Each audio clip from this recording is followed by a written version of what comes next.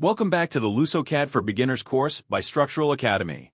In this video we will go over the break and BreakAtPoint commands, which make it easy to separate two portions of a single line.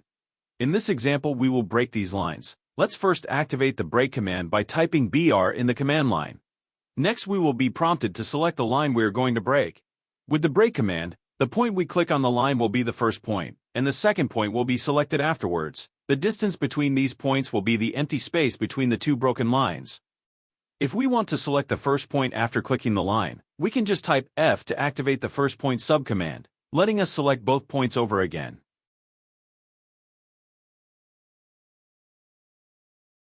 The BreakAtPoint command is different in that the breaking will be just a point that will separate both portions of the line. There will be no empty space between them.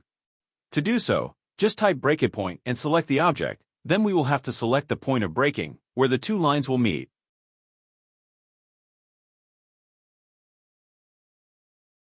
That was all for the break and BreakAtPoint commands in LusoCAD. Keep watching the course to learn even more useful commands in LusoCAD.